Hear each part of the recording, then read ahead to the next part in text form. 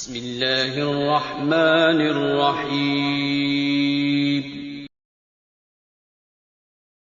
الحمد لله رب العالمين والعاقبة للمتقين الصلاة والسلام على أشرف الأنبياء والمرسلين وعلى آله وصحبه والناس أجمعين أما بعد فقد قال الله تعالى في القرآن العليم إنك لعلى خلق عظيم صدق الله العلي العظيم وقال نبينا صلى الله عليه وسلم من سلم المسلمون لسانه ويده أو كما قال عليه الصلاة والسلام. الحمد لله. إن الله وملائكته يصلون على النبي يا أيها الذين آمنوا صلوا عليه وسلموا تسليما. اللهم صل وسلم على رسولك سيدنا ونبينا ومولانا محمد وعلى آل سيدنا محمد وبارك وسلم عليه. الحمد لله. புகழும் புகழ்ச்சியும் ஏக இறைவன் அல்லாஹ் ஒருவனுக்கே உரித்தாகட்டுமாக. அவனுடைய சாந்தியும் சமாதானமும் கண்மணி நாயகம் முத்து முஹம்மது ஸல்லல்லாஹு அலைஹி வஸல்லம் அவர்களின் மீதும்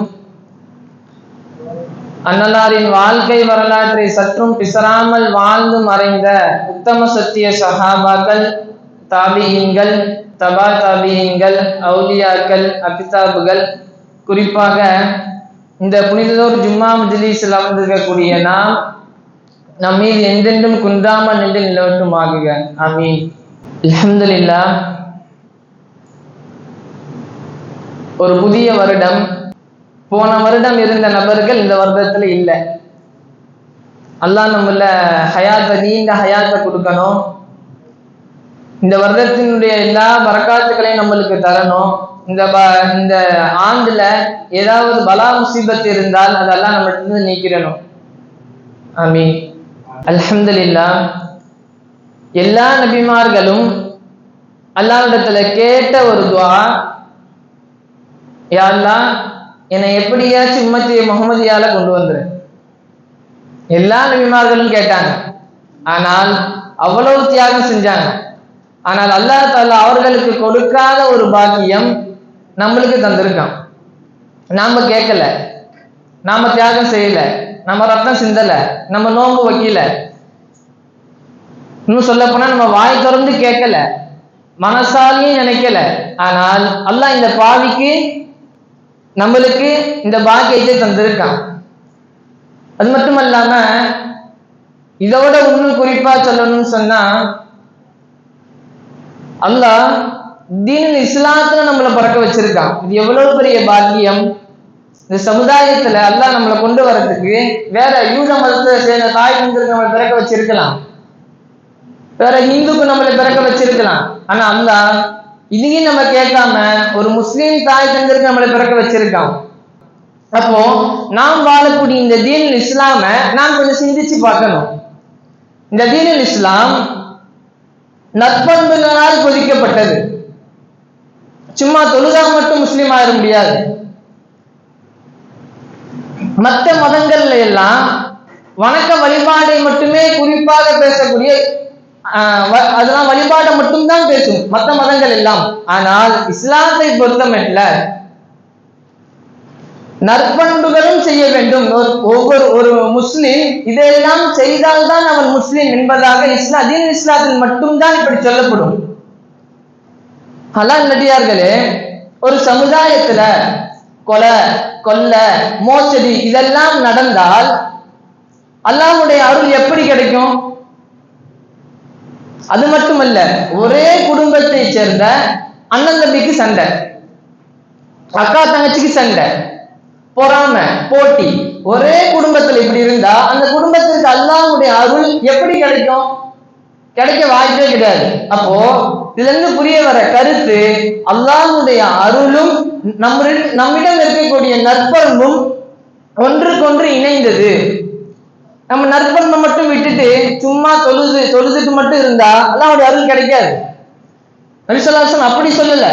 மன் சலிமல் முஸ்லிமூன லிசானிஹி வ யதிஹி, எந்த ஒரு முஸ்லிம் தன் நாவாலையும் கரத்தாலையும் பிற முஸ்லிமுக்கு தீங்கு விளைவிக்கலையோ அவன் தான் உண்மையான முஸ்லிம்னு சொன்னாங்க ரசூலுல்லாஹ்.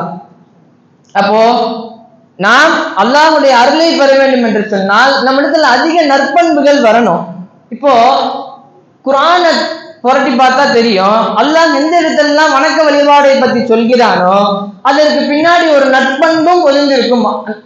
வணக்க வழிபாடுடைய நோக்கமே நற்பண்பு தான். அதனுடைய நோக்கத்தை நீங்க நல்லா புரிஞ்சுக்கோங்க. இன்னைக்கு எத்தனை முஸ்லிம் தொழக்கூடிய முஸ்லிம் அவர் தொழுகையுடைய நோக்கம் தெரியாமலே தொழுது விட்டு போயிடுறாரு. தொழுதால் என்ன நன்மை, எதற்காக தொழுகை அருளப்பட்டது, தொழுதால் என்னென்னவெல்லாம் கிடைக்கும், அதனுடைய நோக்கம் என்பதை தெரியாமலேயே தொழுது விட்டு போயிடுறாரு. அப்ப அது தொழுகைக்கு அர்த்தம் என்ன தெரியுமா? சும்மா 5 வேளை வந்து எக்ஸசைஸ் செஞ்சுட்டு போயிடுறாருன்னு அர்த்தம், உடற்பயிற்சி செஞ்சுட்டு போயிடுறாரு. ஒருவர் நோக்கம் தெரியாம தொழுதாருன்னா அவர் எக்ஸசைஸ் செய்யறதுக்கு தான் சமம்.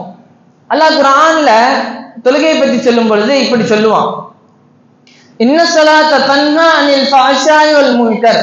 அப்படின்னா தொழுகை என்பது மானக்கேடான விஷயத்தையும் அருவருப்பான விஷயத்தையும் தவிர்ந்திருக்கும் அப்படின்னு அல்லாஹ் சொல்றான். அப்போ இதெல்லாம் என்ன தெரியுது? ஒரு முஸ்லீம் தொழுகிறாருன்னா அவர் அசிங்கமானது செய்ய மாட்டாரு, அருவருப்பானது செய்ய மாட்டாரு, பாவம் செய்ய மாட்டாரு.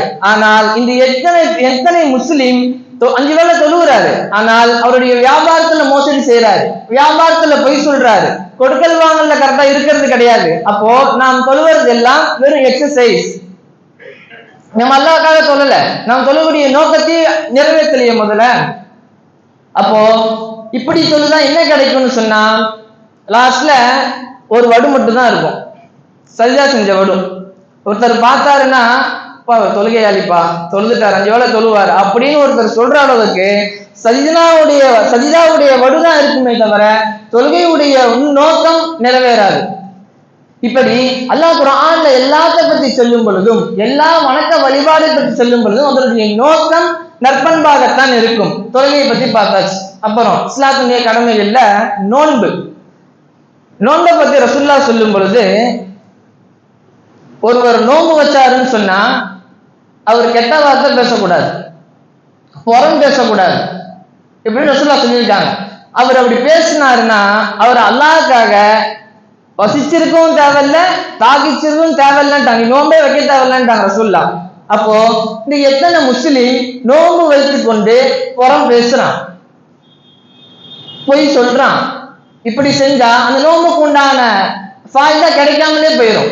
அந்த நோம்புக்கு உண்டான நோக்கமும் ஒரு நல்லொழுக்கம். அப்புறம் ஜகாத்துக்கு வரும். அல்லாஹ் ஜகாத்தை பத்தி குர்ஆன்ல சொல்லும் பொழுது, குது மின் அம்வாலிக்கும் சதகத்து துதஹிருஹும் துஸக்கீஹிம். நபியே, நீங்க அவங்கள்ட்ட ஜகாத் பணத்தை வசூல் செஞ்சு அவங்க தூய்மைப்படுத்த அப்படின்னு அல்லாஹ் சொல்றான், தூய்மைப்படுத்துறது. அப்போ அந்த தூய்மைப்படுத்துறதுன்னா என்னது? எதுல இருந்து தூய்மைப்படுத்துறது? கஞ்சத்தனத்திலிருந்து தூய்மைப்படுத்துறது. ஏழை மீது இரக்கமின்மை குணத்திலிருந்து தூய்மைப்படுத்துறது. அப்போ நம்ம சதக்காவுடைய விஷயத்துல ஒண்ணு புரிஞ்சுக்கணும். நம்ம இடத்துல ஒரு பெரிய நம்ம மனசுல சிந்திச்சு வச்சுக்கிறது என்னன்னு சொன்னா, நான் ஒருத்தருக்கு 10 ரூபா தந்தா அது சதக்கா, நான் ஒருத்தருக்கு 100 ரூபா போட்டா அது சதக்கான்னு நம்ம நினைச்சிருக்கோம். ஆனா ஸல்லல்லாஹு அலைஹி வஸல்லம் அப்படி சொல்லல. அது மட்டும் சதக்கான்னு சொல்லல. சதக்கா பெரிய டாபிக். ஸல்லல்லாஹு அலைஹி வஸல்லம் இப்படி சொல்லுவாங்க, உன்னுடைய சகோதரன் இருக்கான்னு வச்சுக்கோங்க, அவன் நீ பார்த்து லைட்டா சிரிக்கிற, அது ஒரு சதக்கா. உன் தாய் தந்தையரை பார்த்து லைட்டா புன்முகத்தோடு பாக்குற, அது சதக்கா. ஒருத்தன் வழி தெரியாம நிக்கிறான், அவனுக்கு நீ அட்ரஸ் சொல்ற, அதுவும் சதக்கான்னு சொன்னாங்க ரசூலுல்லாஹ். ஒருத்தன் தண்ணி தாக எடுக்குது, அவனுக்கு நீ தண்ணி கொடுக்கிற, அது சதக்கா. கிணத்துல தண்ணி இறைக்கிற லைனா நின்று, அப்போ நீ இறைச்சி ஒரு வாயில நீ ஊத்துற மத்தவனுக்கு, அதுவும் சதக்கான்னு சொன்னாங்க ரசூலுல்லாஹ். இப்படி சொல்லிட்டே வரும் பொழுது லாஸ்டா சதக்காலே உயர்ந்த சதக்கா எது தெரியுமா ரசூலுல்லாஹ் சொல்லுவாங்க? உன்னுடைய மனைவிக்கு நீ ஊட்டி விடுற ஒரு கவலம் சோறு தான் சதக்கான்னு சொன்னாங்க. இன்னைக்கு நாம சிந்திச்சு பார்க்கணும், எத்தனை பேருடைய வீட்டுல நாம ஒன்னா உட்காந்து சாப்பிடுறோம்னு. இதுல முதல்ல அடி வாங்குறது அம்மாவா தான் இருக்கும். ஏங்க நீங்க சாப்பிடுவீங்க, தோசை ஊத்தி முடிச்சுட்டு நான் வரேன் அப்படின்னு சொல்லுவாங்க அம்மா. அப்போ நபிகளாருடைய பண்பு, நபிகளாருடைய வாழ்க்கை அந்த அந்த ஒரு கட்டுப்பாங்க மிஸ் ஆகி போகுது. ஒன்னா உட்காந்து சாப்பிடுற பழக்கமே கிடையாது. பிள்ளைங்க ஒரு பிள்ளை ஒரு டைம்ல வருவான், இன்னொரு பிள்ளை இன்னொரு டைம்ல வருவான். அப்பா முதல்ல சாப்பிட்டு போயிடுவாரு. இப்படியெல்லாம் குடும்ப சூழ்நிலைகள் இருக்குது. நபிசுல்லாஹுடைய சுன்னத்தந்தத்தை விடுபட்டு போகுது. நற்பண்பு வராது. ரசூல்லா விட்டு கொடுக்கிற தன்மை அந்த சாப்பாடுல இருக்கு, அது வராது. அப்போ ஜகாத்துன்னு எடுத்துக்கிட்டா, சதக்கான்னு எடுத்துக்கிட்டா, நிறைய சதக்காவுடைய லிஸ்ட் பெரிய லிஸ்ட். ஒருத்தருக்கு நாம் செய்யும் காசு கொடுக்கறது மட்டும் சதக்கால கட்டுப்பட்டுறாது, நிறைய சதக்கா. அதே போல ஹஜ்ஜின்னு எடுத்துக்கிட்டா, அல்லாஹ் ஹஜ்ஜை பத்தி குர்ஆன்ல சொல்லும் பொழுது வலா ஃபுசூக வலா ஜிதால ஃபில் ஹஜ், நீங்க ஹஜ் செய்யும் பொழுது இச்சையை தூண்டக்கூடிய வார்த்தை செயல் இதை செய்யாதீங்க, சண்டை போட்டுறாதீங்க, சண்டை சித்திரவு பண்ணிடாதீங்க அப்படி அல்லாஹ் குர்ஆன்ல சொல்றான். இது எல்லா மக்களுக்கும் பொருந்தும். அங்க என்ன 1-2 மக்களா வருவாங்க?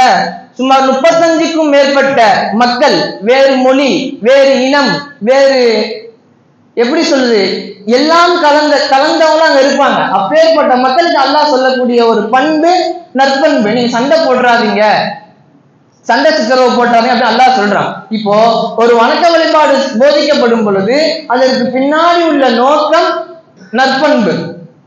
ஒரு மனிதனிடத்துல இதெல்லாம் வந்துவிட்டால் இந்த உலகத்துல அதிக பாவங்கள் நடைபெறாது. எல்லாரும் அல்லாஹ்வுக்கு பயந்தா. இப்போ நம் இடத்துல அந்த பண்பு போனதற்கு காரணம் என்ன தெரியுமா? நாம் வணக்க வழிபாட்டையும் நற்பண்பையும் பிரிச்சு பார்க்கறது தான். அந்த பிரிச்சு பார்த்துட்டு நம்ம அதனாலதான் அந்த பண்பு நம்மளை விட்டு போயிடுச்சு. சும்மா கிண்டலுக்கு ஒண்ணு சொல்லுவாங்க பழமொழி, என்னன்னு சொன்னா, ஒருத்தர் அல்லாஹ்வுக்காக தொழுவாரு, ஆனா தொழுதுட்டு வர வழியில என்ன பண்ணுவாருன்னா கொஞ்சம் வைக்கோல் எடுத்துட்டு வருவாரு வீட்டுக்கு, அவருடைய மாட்டுக்கு எடுத்துட்டு வருவாரா. கேட்டா என்ன தெரியுமா சொல்லுவாரு? நான் அல்லாஹ்வுக்காக தொழுதம்பா, நான் தொழுதெல்லாம் அல்லாஹ்வுக்கு தான், என்னுடைய வணக்கம் எல்லாம் அல்லாஹ்வுக்கு தான், இந்த வக்கோல் மட்டும் என்னோட மாடுக்கு அப்படின்னுவாரு. அப்போ நம்முடைய சிந்தனை, நம்முடைய மனப்பான்பு எப்படி இருக்குன்னு சொன்னா, நாம் பள்ளிவாசல்ல தொழுகிற தொழுகை நாம் எப்படி தக்பீர் கட்டி தொழுகிறோமோ அல்லாஹ் என்னை பார்க்கிறான்னு ஒரு சிந்தனை வருது. அதே சிந்தனை நம்ம இந்த ஸ்டெப்பை தாண்டி வெளியே எடுத்து வச்சுட்டா வரமாட்டுது. நம்ம அல்லாஹ் உள்ள வச்சே கூட்டிட்டு போயிடுறோம். அப்படின்ற ஒரு சிந்தனை நம்மளுக்குள்ள இருக்கு. ஒவ்வொரு முஸ்லிமும் நல்லா சிந்திச்சு பார்க்கணும். நாம் பள்ளிவாசல்ல தக்பீர் கட்டி தொழும் பொழுது எந்த அல்லாஹ் என்னை கண்காணிக்கிறானோ அதே அல்லாஹ் நான் வெளி போன பிறகும் என்னை கண்காணிக்கிறான் என்ற மனப்பான்மை நம்ம எல்லாத்துக்கும் வரணும். பயப்படணும், அது அமானிதம்.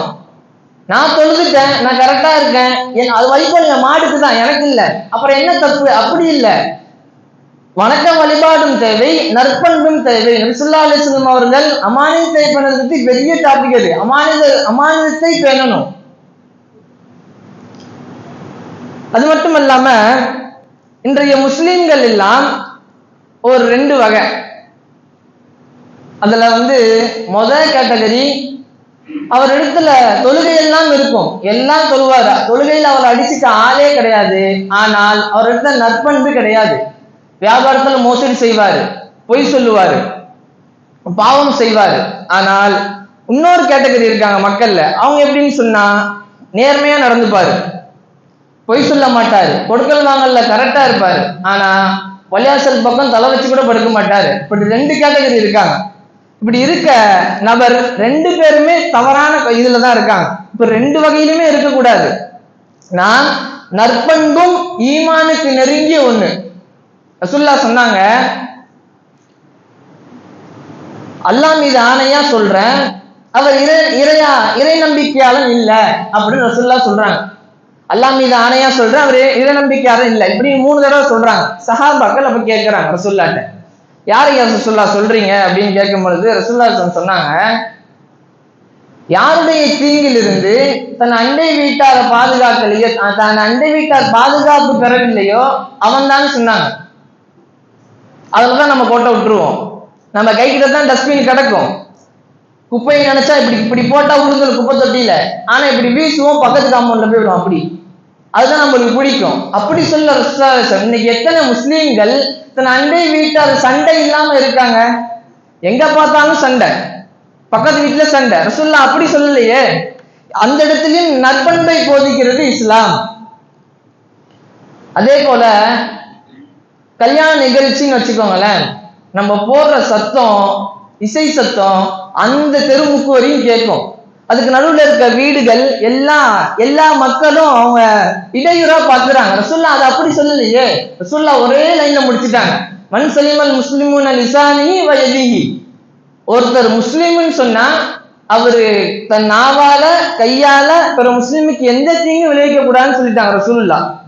அப்போ நாம் வாழ்ற காலங்கள்ல நாம் நற்பண்பையும் பேணணும், வாழ்க்கை வழிபாட்டையும் பேணணும். நான் தொழுக மட்டும்தான் செய்வேன், நல்ல மாதிரிலாம் செய்ய மாட்டேன், நற்பண்பு வராது, மற்றவங்க மேல இறக்கம் காட்ட மாட்டேன், அப்படி இருக்கக்கூடாது. இரண்டும் கலந்த கலவையாக இருக்கணும். இப்போ இவ்வளவு ரசூல் ஸல்லல்லாஹு அலைஹி வஸல்லம் சொல்றாங்க ரசூல் ஸல்லல்லாஹு அலைஹி வஸல்லம். அப்போ அவங்களுடைய வாழ்க்கையில எப்படி இருந்திருப்பாங்க அப்படின்றதுக்கு அல்லாஹ் குர்ஆன்ல அல்லாஹ்வே சர்டிபிகேட் தரான் நபி ஸல்லல்லாஹு அலைஹி வஸல்லம் அவங்களுக்கு. இன்னக லஅலா குலிகில் அலீம் அப்படின்னு அல்லாஹ் குர்ஆன் நபி ஸல்லல்லாஹு அலைஹி வஸல்லம் பார்த்து சொல்றான். என்ன சொல்றான்? திட்டவட்டமாக நபியே, நீங்க நல்ல உன்னதமான நிலையில இருக்கீங்க அப்படின்னு அல்லாஹ் சொல்றான். அல்லாஹ் அப்படி சொல்றான்னா அவங்களுடைய வாழ்க்கை அவ்வாறாக இருந்தது. ஒரே ஒரு சம்பவத்தை மட்டும் சொல்லி ஒரே முடித்துக் கொள்கிறேன். நபி ஸல்லல்லாஹு அலைஹி வஸல்லம் காலத்துல ஸைத் இப்னு ஸனா அப்படின்னு ஒரு யூத அறிஞர் இருந்தான். யூத அறிஞர், சும்மா ஃபேமஸ், செம ஃபேமஸ், அவர் பேரை சொன்னா எல்லாத்துக்கும் தெரியும் அப்படின்னு ஒரு அறிஞர். அவனுடைய தௌராத் வேதத்துல ஒரு வார்த்தை அவனை யோசிக்க வைக்குது. என்ன யோசிக்க வைக்குது அப்படின்னா, அதுல ஒரு வாக்கியம் இருக்கு. என்னன்னு சொன்னா, இது மாதிரி கடைசி காலத்துல ஒரு நபி வருவாரு, அவரிடத்துல நீங்க மடத்தனமா நடந்துகிட்டா அவருக்கு பொறுமை கூடும் அப்படின்னு. நம்மள என்ன பண்ணுவோம், ஒரு தடவை சொல்லுவோம், 2 தடவை சொல்லுவோம், 3ஆவது தடவை சப்புன்னு அரைஞ்சிடுவோம், அவ்வளவுதான் நம்ம பொறுமை. ஆனா ரசூலுல்லாஹி அலைஹி வஸல்லம் அவங்கள பத்தி என்ன போட்டுருக்கு அந்த தௌராத் வேதத்துல, நீங்க எவ்வளவுக்கு எவ்வளவு மடத்தனமா நடந்துக்கிறீங்களோ அவ்வளவுக்கு எவ்வளவு அவங்களுக்கு பொறுமை கூடும் அப்படின்னு ஒரு வார்த்தை. இந்த அறிஞருக்கு அது செட்டே ஆக மாட்டேங்குது. அவரு யோசிக்கிறாரு, பயங்கரமா யோசிக்கிறாரு, செட் ஆக மாட்டேங்குது. சரி இன்னைக்கு பார்த்துருவோம், உண்மையா இல்லையா பார்த்துருவோம் அப்படின்ட்டு செக் பண்ண போறாரு. ரசூலுல்லாஹி அலைஹி வஸல்லம் வராங்க. வினாக்கு வரும்பொழுது ஒரு கூட்டம் நபி ஸல்லல்லாஹு அலைஹி வஸல்லம் கேட்கிறாங்க. என்ன கேட்கிறாங்கன்னு சொன்னா, இது மாதிரி கொஞ்சம் பொருள் உதவி தேவைப்படுது, கொஞ்சம் தாங்க, ரசூலுல்லாஹ் இருந்தா வாங்கிட்டு போக வராங்க கேட்கிறாங்க. அப்போ ரசூலுல்லாஹி அலைஹி வஸல்லம் என்கிட்ட இப்போதைக்கு இல்ல, அல்லாஹ்விட்ட இருந்து எதனா வந்தா இன்ஷாஅல்லாஹ் தரேன் அப்படின்னு சொல்லும் பொழுது, இந்த ஸைத் இப்னு ஸனாக்கு இதுதான் நல்ல வாய்ப்பு அப்படின்னு சொல்லிட்டு அந்த கூட்டத்துக்குள்ள பூந்து, ரசூலுல்லாஹ் நான் கடன் தரேன், 80 தீனார் ரசூலுல்லாஹ் 1 மாச கால அவகாசத்துக்கு அவன்கிட்ட வாங்கி கேட்ட மக்களுக்கு தராங்க. தந்து அனுப்பிச்சிடுறாங்க, அவனும் போயிடுறான், அவங்களும் வாங்கிட்டு போயிடுறாங்க. ஆனா 1 மாசத்துல 28 நாள் கிட்ட ஒரு மவுத்து, அந்த மதீனால ஒரு மவுத்து. அப்ப ரசூலுல்லாஹ் அந்த கூட்டத்துல நடந்து போறாங்க. நடந்து போகும் பொழுது அந்த கூட்டத்துல பின்னாடியே அவன் மேல இருக்க துணியை வச்சு ரசூலுல்லாஹ் கழுத்துல போட்டு ஒரு முறுக்கிட்டான். முறுக்கிட்டு சொல்றான், இந்த அபூ தாலிபுடைய ஃபேமிலிக்கே இப்படிதான், அப்துல் முத்தலிப் ஃபேமிலிக்கே இப்படிதான், அவங்களுக்கு கொடுத்தா அதை ஒண்ணு வாங்கினா அதை கொடுக்கிற பண்பே கிடையாது அப்படின்னு அவங்க ஃபேமிலியை பத்தி எல்லாம் இழுக்கிறான். இப்படியே சொல்றான், ஒண்ணு வாங்கினா கொடுக்கணுன்ற ஒரு பண்பு கூட கிடையாது. நம்ம என்ன பண்ணுவோம், நம்மளை பத்தி இழுத்தாலே சும்மா விட மாட்டோம், நம்ம பரம்பரையை பத்தி எல்லாம் இழுத்தா சும்மா விடுவோமா, நாங்க நடக்கிறதே வேற. ஆனா ரசூலுல்லாஹ் பொறுமையா இருக்காங்க. ரசூலுல்லாஹ்வால திரும்ப கூட முடியல, பின்னாடி யார் இருக்கான்னு பார்க்க திரும்ப முடியல, போட்டு ஒரு முறுக்கிடுறான். அங்கிருந்து உமர் பார்த்துட்டு வேகமா ஓடி வராங்க. ஓடி ஒரு வழியா ரசூலுல்லாஹ் அவங்கள்ட்ட விடுவிச்சிடுறாங்க. விடுவிச்சுட்டு சொல்றாங்க, உமர் இவனை சத்தம் போட்டுருவாங்க, அதிகாரி சத்தம் போட்டுருவாங்க. என்னன்னு சொன்னா, அல்லாஹ்வுடைய தூதர் முன்னாடி உன்னை இதெல்லாம் செஞ்சா அது அல்லாஹ்வுடைய தூதர் முன்னாடி செஞ்சதுக்கு எனக்கு அவமரியாதையா நினைக்கிறேன், இல்லைன்னா இங்க நடக்கிறதே வேற அப்படின்னு சத்தம் போட்டுருவாங்க, பயங்கரமா கத்தி விட்டுருவாங்க. அப்போ ரசூலுல்லாஹி அலைஹி வஸல்லம் இப்ப நம்ம இந்த இடத்துல சிந்திக்கணும், நபி ஸல்லல்லாஹு அலைஹி வஸல்லம் அந்த கையிலிருந்து விடுவிச்சதுக்கு அப்புறம் உண்மையிலே யார் சத்தம் போட்டிருக்கணும், யார் பின்னாடி முறுக்குனாங்களோ அவங்கதான் சத்தம் போட்டுருக்கணும். ஆனா ரசூலுல்லாஹ் அப்படி பண்ணல. யார் சத்தம் போட்டாங்க? உமர் ரலியல்லாஹு அன்ஹு சத்தம் போட்டாங்க. நீங்க எப்படி அவரை அப்படி கேட்கலாம்? அப்படி கேட்க கூடாது. ஒண்ணு வாங்கின கடனை அழகா கொடுத்துருங்க ரசூலெல்லாம் என்ன சொல்லியிருக்கணும். அப்படி இல்லைன்னா வாங்கின கடனை அழகா நீ கேட்டுக்கணும்னு அவனை சொல்லணும் அப்படின்னு சொல்லிட்டு ரசூலுல்லாஹி பயங்கரமா சத்தம் போட்டுருவாங்க. உமர் ஒரு மாதிரி ஆயிடும். இப்போ ரசூலுல்லாஹி என்ன சொல்லி அனுப்புவாங்கன்னு சொன்னா, இது மாதிரி பைத்துல் மால்ல போயிட்டு 80 தீனார் அவன்கிட்ட இருந்து வாங்கின 80 தீனார் அவருக்கு திரும்ப கொடுத்துருங்க. அது இல்லாம கொஞ்சம் 20 கையளவு பேரிச்சம்பழத்தையும் எக்ஸ்ட்ரா கொடுத்துருங்க. அப்ப உமர் கோவம் வந்துடும். உமர் கேட்பாங்க, 80 தீனார் நம்ம வாங்கினது நம்ம அவருக்கு தந்துட்டோம், அது என்ன 20 கை பேரிச்சம்பழம் எதுக்கு எக்ஸ்ட்ரா அவனுக்கு தரணும் அப்படின்னு சொன்னப்ப ரசூலுல்லாஹி சொன்ன வார்த்தை, 80 தீனார் அவன் நம்மளுக்கு தந்ததை நம்ம திரும்ப தந்துட்டோம், 20 கை பேரிச்சம்பழம் எதுக்குன்னு சொன்னா, நீ அவனிடம் அவமரியாதை நடந்துகிட்டது, மரியாதை குறைவா நடந்ததுக்கு தான் நீ இதை கொடுக்கணும்னு சொல்லி கொடுத்துட்டாங்க, இப்போ எடுத்து கொடுன்னு சொல்லி அனுப்பிச்சு விடுறாங்க. இப்போ உமர் ரலியல்லாஹு அன்ஹு அவங்களும் அந்த ஸைத் இப்னு ஸனா அந்த அறிஞரும் அந்த பைத்துல் மால் நடந்து போறாங்க. போற வழியில பேசிக்கிறாங்க ரெண்டு பேரும். பேசியிருக்கும்போது என்ன சொல்றாங்கன்னா, நான் யாருன்னு தெரியல. உமர் ரலியல்லாஹு அன்ஹு ஸைத் இப்னு ஸனா கேட்கறான், நான் யாருன்னு தெரியல அப்படின்னு. இல்லையே தெரியலையே, நான் தான் ஸைத் இப்னு ஸனான்னு சொன்னப்போ உமர் ரலியல்லாஹு அன்ஹு பேர், அந்த பேர் ரொம்ப ஃபேமஸ் தெரியும், ஆனா இதுதான் அவரால் இவர் இப்படி பண்ணுவார்னு எதிர்பார்க்கல. உமர் ரலியல்லாஹு அன்ஹு பார்த்த உடனே உமர் ரலியல்லாஹு அன்ஹு சொன்னாங்க, நாசமா போச்சு, நீ ஏன் இப்படி பண்ண நான் எதிர்பார்க்கல அப்படின்னு சொன்னப்போ அந்த யூத அறிஞர் சொல்லுவாரு, இது மாதிரி தௌராத்துல இது மாதிரி ஒரு வாக்கியம் இருந்துச்சு, அதை செக் பண்றதுக்காகத்தான் நான் இப்படி செஞ்சேனே தவிர வேணுக்குனே நான் பண்ணல அப்படின்னு சொல்லுவான். சொன்ன உடனே ஸல்லல்லாஹு அலைஹி வஸல்லம் சரி அவரு நடந்து போவாங்க. போனப்போ இது உண்மைதான், உண்மையாலே இஸ்லாத்துல இப்படி ஒரு பண்பா, அது நபி ஸல்லல்லாஹு அலைஹி வஸல்லம் இப்படி ஒரு பண்பு இருக்கா, உண்மைதான், இது தௌராத்துல சொன்ன உண்மைதான் அப்படின்னு சொல்லிட்டு நம்மளெல்லாம் நான் உங்கள்கிட்ட ஒன்று சொல்லவா அப்படின்னு கேட்பாரு இந்த ஸைத் இப்னு ஸனா. உமர் சொல்லுங்கன்னு சொன்னப்போ, என்னுடைய காசு இது எனக்கு வேணாம், அது அல்லாஹ்வுடைய பாதையில செலவு செஞ்சிருங்க, நான் இன்னையிலிருந்து அல்லாஹ்வை ஏத்துக்கிறேன், நபி ஸல்லல்லாஹு அலைஹி வஸல்லம் தூதரா ஏத்துக்கிறேன், நான் கலிமா சொல்லி முஸ்லீம் ஆயிடுறேன் அப்படின்னு சொல்லி அவர் முஸ்லீம் ஆயிடுவார். அப்போ இந்த இடத்துல நாம் சிந்திக்க வேண்டியது, ஸல்லல்லாஹு அலைஹி வஸல்லம் அவருங்க அந்த அவன் கழுத்தை முறுக்குனதுக்கு அங்கேயே அவனை தண்டிச்சிருந்தா, அடிச்சிருந்தா, அவன் அப்படியே முறுக்கிட்டு போயிருப்பான். போயிட்டு அவன் ஒரு பெரிய கேங்கை சேர்த்துட்டு இஸ்லாத்துக்கு மாற்றமா திருப்பக்கூடிய காரியங்கள் அவன் ஈடுபட்டிருப்பான். ஆனா நபி ஸல்லல்லாஹு அலைஹி வஸல்லம் அழகிய பண்பு இதுக்காகத்தான் இப்பேற்பட்ட, இது ரசூலுல்லாஹ்வுடைய வாழ்க்கையில ஒரு சின்ன துளி தான். இப்ப நான் சொன்னது ஸல்லல்லாஹு அலைஹி வஸல்லம் வாழ்க்கையே நற்குணங்கள் நிறைந்தது, ஸல்லல்லாஹு அலைஹி வஸல்லம் பயங்கரமா நடந்திருப்பாங்க. அப்போ நபி ஸல்லல்லாஹு அலைஹி வஸல்லம் அந்த இடத்துல அவ்வளவு பொறுமையா இருந்தது ஒரு நபர் இஸ்லாத்துக்குள்ள வர காரணமா ஆயிடுச்சு. பல நடிகார்களே, நாம் வாழக்கூடிய காலங்கள்ல நாம நற்பண்பும் நம்ம இடத்துல வேணும், நல்ல அமல்களும் நம்ம இடத்துல வேணும். நற்பண்பெல்லாம் என்கிட்ட வராது, நான் தொழுகை மட்டும் தொழுதுப்பேன், நல்ல அமல்கள் செய்ய மாட்டேன் அப்படின்னு சொன்னா அப்போ ஒரு முழு முஸ்லீமாக நாம் ஆக முடியாது. அதனால நடிகார்களே, வரக்கூடிய காலங்கள்ல நாம் ஒரு நல்ல மனிதராக, ஒரு புனிதராக நாம் எவ்வாறெல்லாம் மாற முடியுமோ, நம்மால் எந்த அளவு பிறருக்கு உதவி செய்ய முடியுமோ நம்மால் என்ற எல்லா உதவிகளையும் பிற மனிதருக்கு செய்து நாம் நல்ல வாழ்க்கையை வாழ்ந்து மரணிக்கக்கூடிய பாக்கியத்தை வல்லர் ரஹ்மான் உங்களுக்கும் எனக்கும் தரணும். அது மட்டும் அல்லாம கடைசி காலத்துல கலிமா சொல்லி மரணிக்கக்கூடிய பாக்கியத்தையும் வல்லர் ரஹ்மான் உங்களுக்கும் எனக்கும் தரணும். இந்த புதிய ஆண்டினுடைய முதல் ஜுமால கேட்கிற துவா, எல்லா துவாக்களையும் அல்லாஹ் கபூலாக்கணும். இந்த வருடத்தினுடைய எல்லா பலா முசீபத்துகளையும் அல்லாஹ் யாருக்கெல்லாம் நாடி இருக்கிறோம் அதெல்லாம் நீங்கணும். யாரெல்லாம் நோய்வாய்ப்பட்டு இருக்காங்களோ, யாரெல்லாம் வருடக்கணக்காக படுத்த படுக்கையில் இருக்கிறார்களோ, பயங்கர சிரமப்படுறாங்களோ, அவங்களுக்கு எல்லா வகையிலும் அல்லாஹ் பூர்ண ஷிஃபாவை தந்து, நோய் நொடி இல்லாத வாழ்க்கையை தந்து, விபத்துல மரணம் இல்லாம, நீர்ல மூழ்கடிச்சு மரணம் இல்லாம, தீயினால எரிஞ்சு மரணம் இல்லாம, இல்ல கட்டிடம் மேல விழுந்து மௌத்தாவர அந்த இழிவான மௌத்த இல்லாம, கலிமா சொல்லி ராகத்தா உயிர் பிரியக்கூடிய பாக்கியத்தை வல்லர் ரஹ்மான் உங்களுக்கும் எனக்கும் தந்தரணும். வாஹிர தானா அல்ஹம்துலில்லாஹி ரப்பில் ஆலமீன். அஸ்ஸலாமு அலைக்கும் வரஹ்மத்துல்லாஹி தஆலா வபரகாத்துஹு.